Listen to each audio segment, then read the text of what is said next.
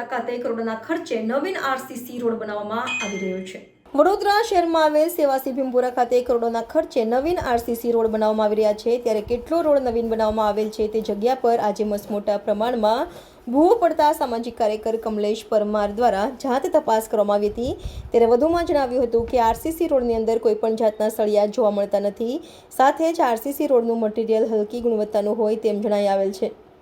આ રોડનું laboratory test થવું જોઈએ અને આવા કોન્ટ્રાક્ટરોને બ્લેકલિસ્ટ કરવા જોઈએ।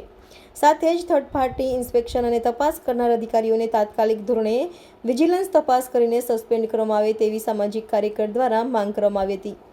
વધુમાં જણાવ્યું હતું કે આવનારા દિવસોમાં મુખ્યમંત્રી તેમજ ઉચ્ચ કક્ષાએ લેખિતમાં રજૂઆત કરવામાં આવશે તેમ જણાવ્યું હતું। ચોક્કસથી વડોદરા શહેરમાં કુદરતે સર્ટિફિકેટ નથી આપ્યું, પરંતુ આ ભ્રષ્ટાચારનું એક સર્ટિફિકેટ છે। હાલમાં જે કહેવાય છે કે જે ભીમપુરાથી વડોદરા જવાનો જે મુખ્ય માર્ગ છે, આ રોડ પર જે આરસીસી રોડ બનાવવામાં આવ્યો છે, આરસીસી રોડની અંદર કોઈપણ જાતના સળિયા નાખવામાં આવ્યા નથી। સાથે સાથે જે કહેવાય છે કે હલકી ગુણવત્તાનું મટીરિયલ વાપરવામાં આવ્યું છે। એટલે કંઈક ને કંઈક લાગી રહ્યું છે કે આ ભ્રષ્ટાચારનો ઉત્તમ ઉદાહરણ રૂપે જે આ ભ્રષ્ટાચારનો ભૂવો પડ્યો છે। ત્યારે ખાસ કરીને આવા જે અધિકારીઓ સાથે સાથે થર્ડ પાર્ટી ઇન્સ્પેક્શન કરનારા સાથે જે કહેવાય છે કે જે કોન્ટ્રાક્ટરો છે, આ ત્રણની ટકાવારીના કારણે આ ભ્રષ્ટાચારના ભૂવા પડી રહ્યા છે। ત્યારે ખાસ કરીને હું આપના ન્યૂઝના માધ્યમથી હું અપીલ કરું છું કે માનનીય મુખ્યમંત્રી સાહેબ ટૂંક સમય પહેલે પણ વડોદરા શહેરમાં આવ્યા હતા અને ત્યારે પણ કીધું હતું કે વડોદરા શહેરમાં વિકાસ નથી। તેનું મુખ્ય કારણ એક જ છે કે વડોદરા શહેરની અંદર અવારનવાર વિનાશ કરી રહ્યા છે આ કોન્ટ્રાક્ટરો જે ટકાવારી લઈને। અને ખાસ કરીને જ્યારે આજે ભ્રષ્ટાચારનો ભૂવો પડ્યો હોય ત્યારે વિજિલન્સ તપાસ થવી જોઈએ અને આની અંદર થર્ડ પાર્ટી ઇન્સ્પેક્શન પણ જે પણ આની અંદર લાગતા વળગતા હોય તેઓની સામે પણ કાયદાકીય કાર્યવાહી કરી અને આ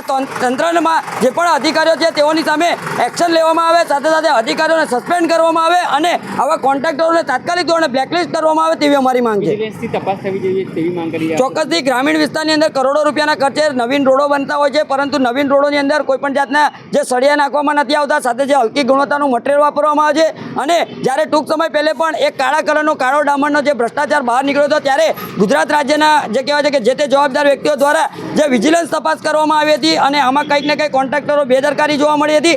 એ જ રીતે આ રોડની અંદર પણ કંઈક ને કંઈક લાગી રહ્યું છે કે જે ભ્રષ્ટાચાર કરવામાં આવ્યો હોય ત્યારે વિજિલન્સ તપાસ થવી જોઈએ તેવી અમારી ખાસ માંગણી છે।